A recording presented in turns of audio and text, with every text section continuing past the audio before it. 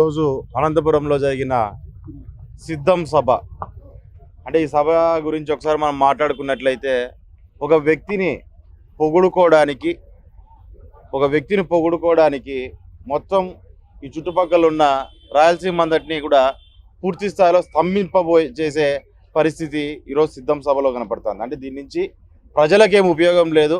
ప్రజల ధనాల్ని వాడుకుంటూ ప్రజా ధనాన్ని ఊరికే వేస్ట్గా పోగొట్టుకుంటూ వారిని వారు పొగుడుకోవడానికి మాత్రమే ఈ సభ అనేది ఉపయోగపడుతుంది.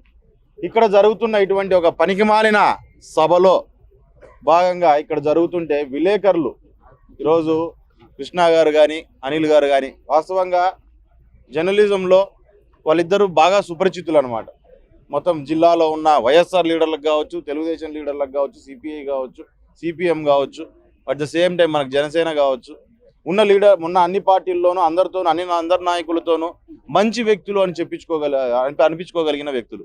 అటువంటి వాళ్ళను ఈరోజు సిద్ధం సభలో కవర్ చేయడానికి వెళ్ళంగానే ఏదో ఏబిఎన్, TV5 అంటూ వాళ్ళ మీద ఒక్కసారిగా విరుచుకుపడి జనాలు ఆ రకంగా దాళ్ళు చేయడం అనే పరిస్థితిని మనం చూస్తున్నాం. అంటే దీన్ని చూస్తుంటే ఏ రకంగా ఉందంటే సభలో కూడా సభ బయట అంటే ఈ పద్ధతిని చూస్తుంటే మనకి ఏ రకంగా అంటే పోకాలం దగ్గర పడింది అని.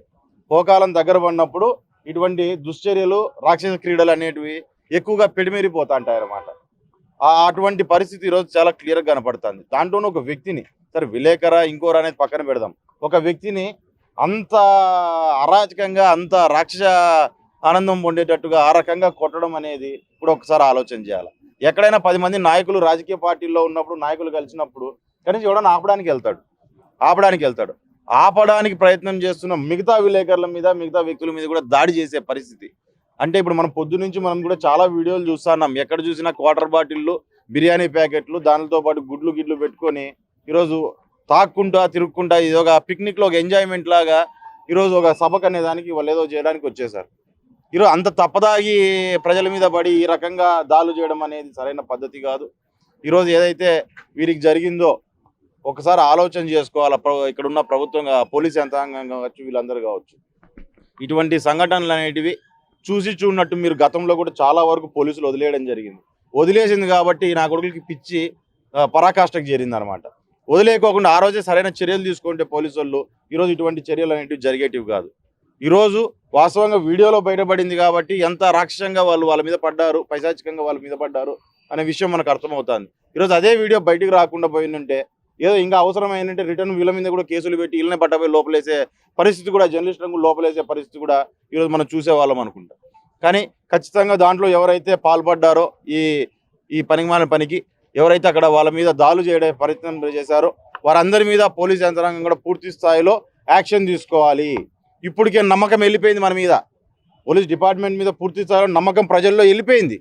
దీన్ని చాలా రౌడీలకి, వాస్తవం చెప్పాలంటే వైఎస్ఆర్ కండువాలు కప్పుకున్న రౌడీలుగానే చూస్తున్నారు పోలీసుల్ని కూడా. ఈరోజు కాకి బట్టలు తీసేయని సామాన్య ప్రజలు మాట్లాడే పరిస్థితికి వస్తుంది పోలీసుల మీద. దయచేసి ఆ ఉన్న కాస్తో కూస్తో గౌరవాన్ని మనం కాపాడుకోవాల్సిన అవసరం ఉంది.